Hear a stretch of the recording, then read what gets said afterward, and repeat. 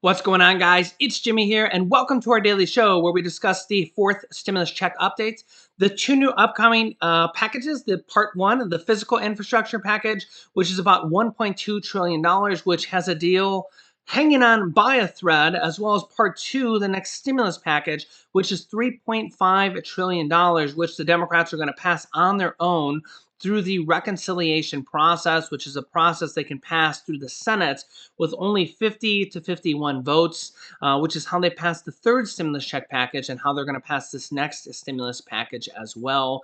The senators have actually been working through the weekend on part one, and they have also been working parallel on part two, the stimulus package, and part one, the physical infrastructure package. They've been working through the weekend, actually, and I'm going to give you the latest updates on that. We also have a very big week coming up as we're expecting to get some bills on both of these packages, as well as some votes. And we have a debt ceiling coming this week, and the US could actually be in risk of a first ever default.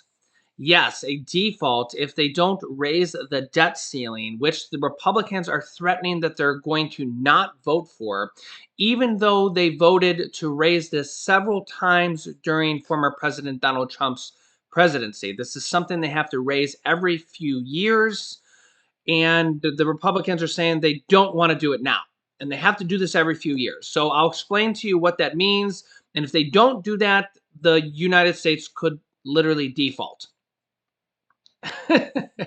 Yeah. So this is literally a national crisis, as if we didn't have enough to deal with. So I'll be explaining to you that this upcoming week, we're literally going to be a major week coming up for these two packages, the stimulus package, the physical infrastructure package. We're literally on the home stretch here. We're going to have physical bills. We're going to possibly be having voting. And we also have this major looming deadline for the national debt crisis and a possible government shutdown. And this is more than like the other type of government shutdowns that we've seen before. We're talking about a potential government default, like the United States defaults. Yeah. So we'll be discussing that, and I'll fill you guys in on everything going on with our country. So if you haven't subscribed yet, make sure to subscribe down below. It's completely free to do so. And remember that new videos come out here every day at 10 a.m., 3 p.m., and 8 p.m. Eastern Standard Time. Don't forget to hit the like button for us as well, and let's jump right in. Okay, so first up, both the Republican and the Democratic negotiators on the Part 1 physical infrastructure package, which has to be passed both simultaneously with the next stimulus package, House Speaker Nancy Pelosi has kind of insisted on that they're not going to just pass Part 1. They have to pass Part 1 and Part 2, then send them both over to the House of Representatives, and then they're going to pass both of those. So really the Senate has their work cut out for them. They have to pass Part 1 and Part 2. Then the House of Representatives is going to pass both of them. So Senate Majority Leader Chuck Schumer thinks that they're going to be able to pass both of those here within the next coming days. So, yeah, that's what they're going to have to do. Here is Republican negotiator Shelley Moore Capito on the latest of what they've been working on. A bipartisan group of senators is still negotiating the details of an infrastructure bill. They say they're making progress and hope to have the details by early next week. The biggest sticking point in negotiations remains how to pay for it. The $1.2 trillion framework includes about $600 billion in new spending. That money would go toward public projects like shoring up roads and bridges, expanding broadband, and investing in electric vehicles. Democrats are also planning a separate $3.5 trillion spending bill. For more on where infrastructure stands, I'm joined by Republican Senator Shelley Moore Capito of West Virginia. She led a separate bipartisan effort on infrastructure last month. And Senator, welcome back to the NewsHour. We appreciate your joining us. So we know you're not part of this group that's negotiating the current plan, but is it your sense that there will be an agreement in coming days that both parties can sign on to?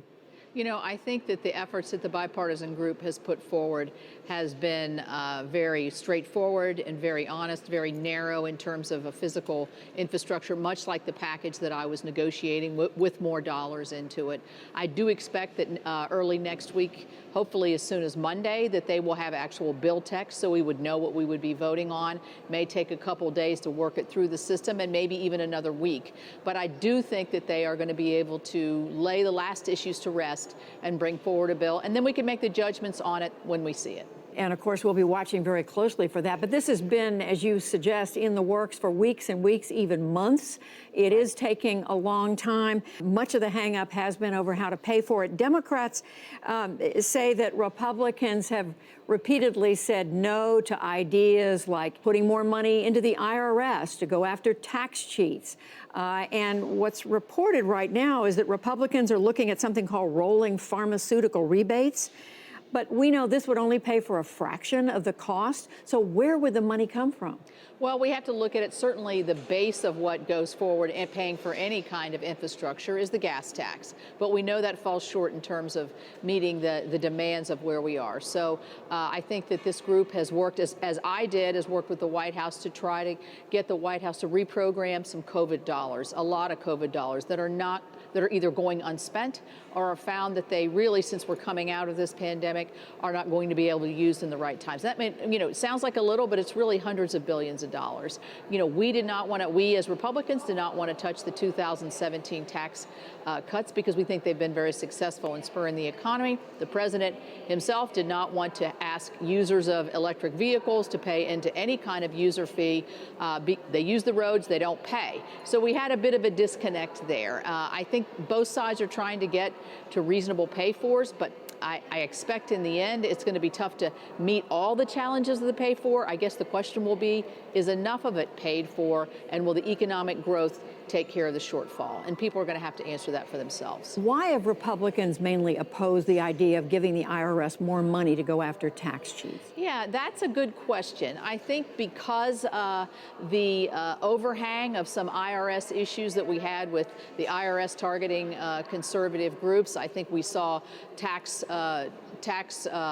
returns from the wealthiest individuals just all of a sudden, public information. Where did that come from? That has to be some sort of a leak. So I think these things feed on each other, and the trust of the IRS coming knocking at your door. The other thing is the parameters of which the Democrats set forward in terms of getting to the president told me $700 billion.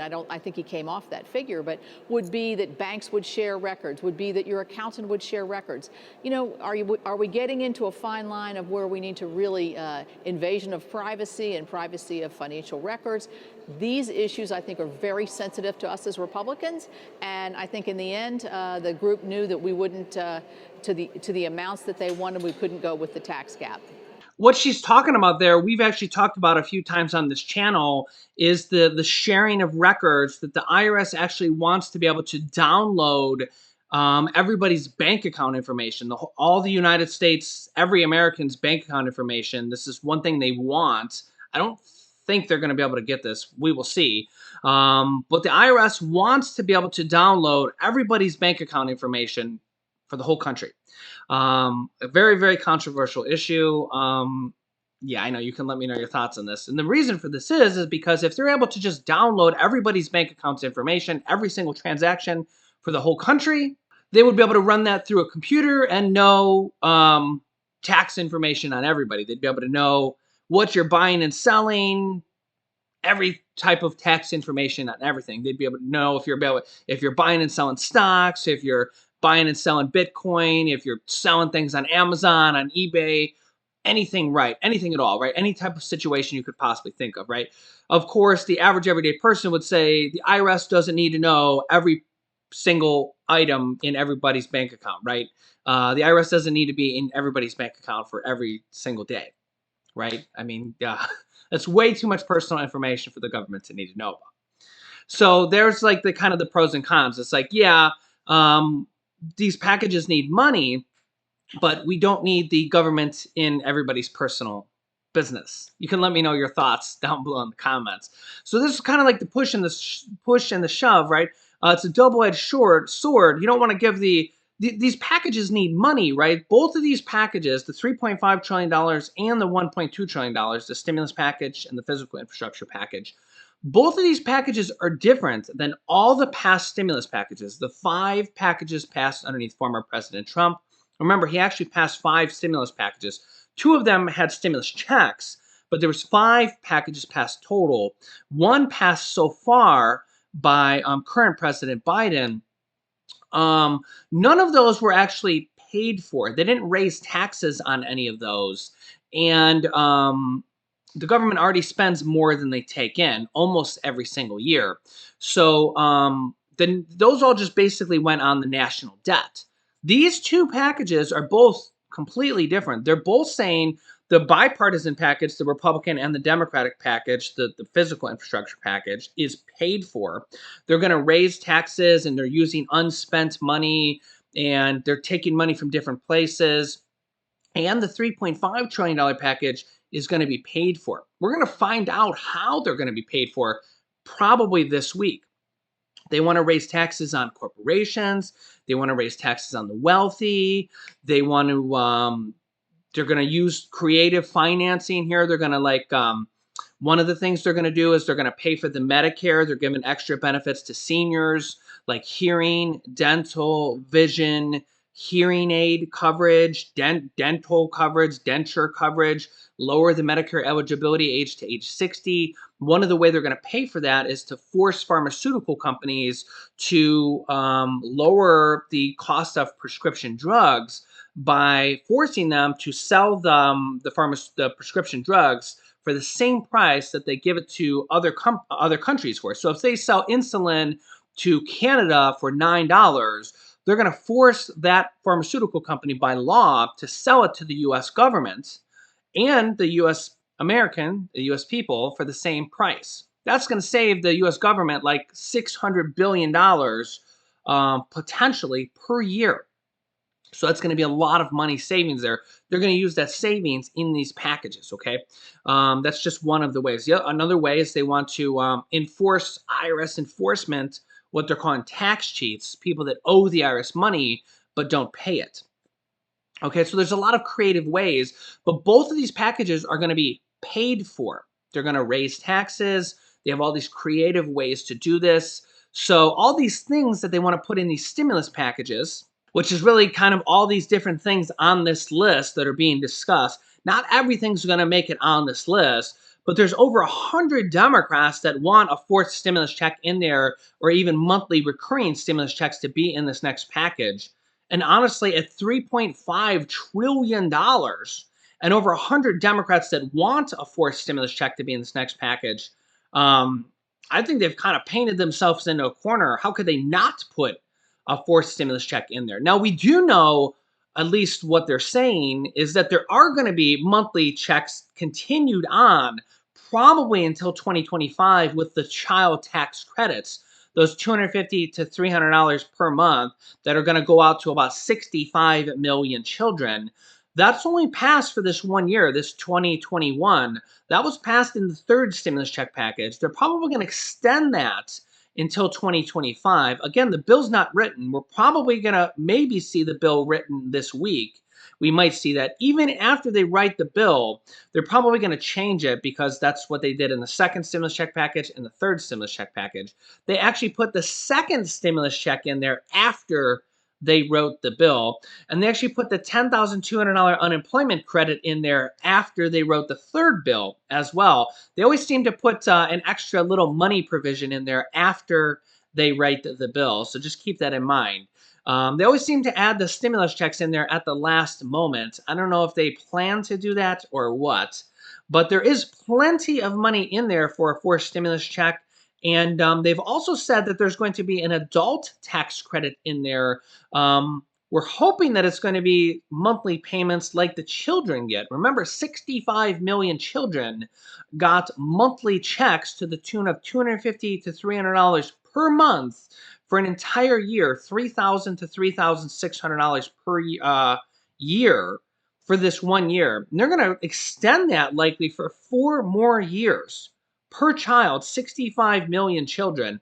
And they're also saying that there's going to be an adult tax credit in this package.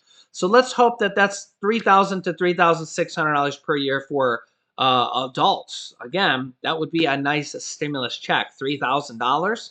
Yeah. So they're also saying there's going to be 2 years of free college, which is going to be an absolute game changer in this next package, as well as those extra Medicare benefits, which the majority of seniors do not have, according to Senator Bernie Sanders and Senate Majority Leader Chuck Schumer, and lower the Medicare eligibility age to age 60. Another big problem we're going to run into at the end of this week on July 31st, the U.S. debt ceiling, the deadline is going to stop. So July 31st is the last day for the U.S. debt ceiling. And if they don't come to an agreement with the Republicans by then, Janet Yellen, who is the U.S. Treasury Secretary, says that the Treasury is prepared to pay the U.S.'s bills temporarily to prevent irreparable harm to the economy as the Republicans balk at raising the debt ceiling. So basically, every year or two, the U.S. has to pass a law. This is similar to how they have to every year fund the national budget. But this is different. Every year or two, they also have to come to an agreement to allow the U.S. government to borrow money or to lend money. Basically, in an easy way, to issue treasury bonds, to borrow money, to lend money. It's just kind of the way our economy works. Every economy in the world actually does this. Okay. Well, this is an act of Congress. They have to do this. And by the way, they did this several times during former President Trump's. They voted to raise the debt ceiling. They have to do this during every president's reign. Okay, it's just what they have to do, right? If they don't raise the national debt, if they don't come to an agreement with the Republicans, the U.S. economy, the U.S. could actually default. They're going to have some emergency money. If they don't do it by July 31st, they're going to basically go into national emergency money. They're going to have like a month or two where they can use the emergency money that the United States have. They don't like instantly go into default, but they're going to have to basically stop spending. If they don't come to an agreement there shortly after, they might be able to push it through in the budget reconciliation. It could immediately damage the United States credit rating. But if something's not done shortly thereafter, the United States could go into default. Yeah. And if something doesn't happen longer thereafter, money could stop flowing in the terms of the United States. Like they might not be able to pay the military. They might not be able to pay Social Security benefits. Like, I don't think that's going to happen because I think they'll be able to pass it in the budget resolution, aka the next stimulus package, because we know the Democrats can pass that on their own, and we know that if it affects the budget, they can pass that on their own, and this definitely affects the budget. So I definitely don't think that will happen, but that's what could happen. Like, for example, if the Republicans control the Senate, that could probably happen. We could see a stalemate. Now, I don't know if they would get that long, but that's the type of stuff that could happen if there was a real long stalemate between the Republicans and Democrats.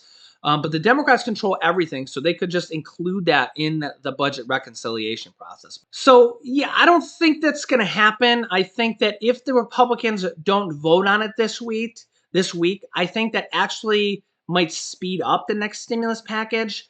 But I think that would be very political BS, for lack of a better word.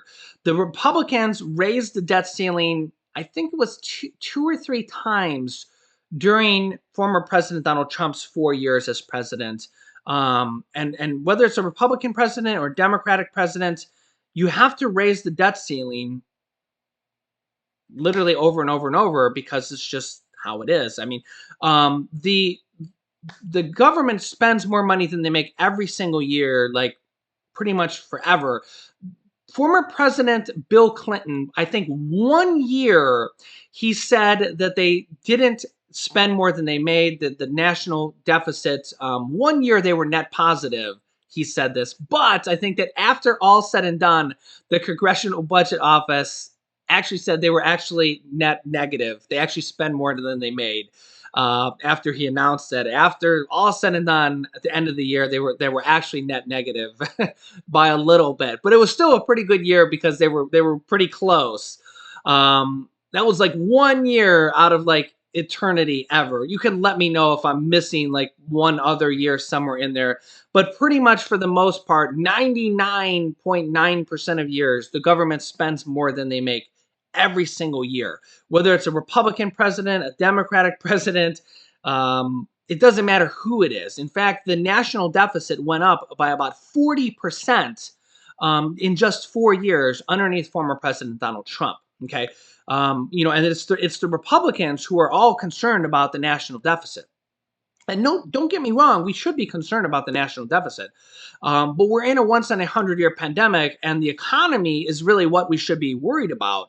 And if you listen to the Treasury Secretary, both Janet Yellen and the former Treasury Secretary, Steve Mnuchin, they both say that stimulus packages are like what keeps our economy afloat. Like without the stimulus packages, we'd be suffering way, way, way worse right now than kind of a number of the national deficit, which is really just a number that's just going to kind of sit there and never really be paid off.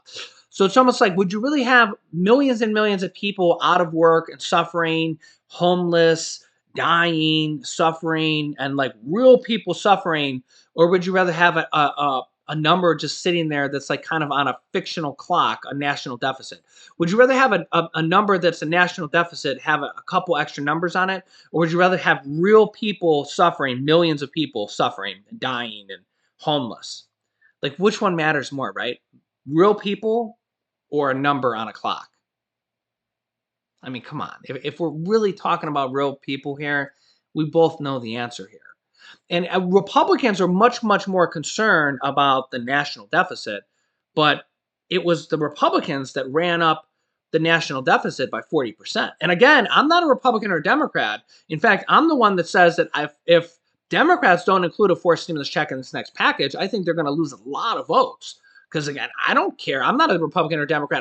I think they're going to lose a lot of votes if they don't include a forced stimulus check in the next package. I have no loyalty to either party. I really think that. So I'll tell it how it is for both parties. You get the truth here on this channel either way. So let me know your thoughts down below in the comments. I'll keep you up to date with everything. It's going to be a very big week coming up here. Don't miss any episodes at this point. Make sure to subscribe down below. New videos come out here on our channel every day at 10 a.m. 3 p.m. and 8 p.m. Eastern Standard Time. You can click this top video here to watch my newest stimulus check video next. This bottom video is how you can get $50 off your internet or cell phone bill from the government. And this video is my newest video about the Social Security raise from President Joe Biden. I just did a new video on that. So click on one of those videos next. Thanks, guys, and I will see you in the next video.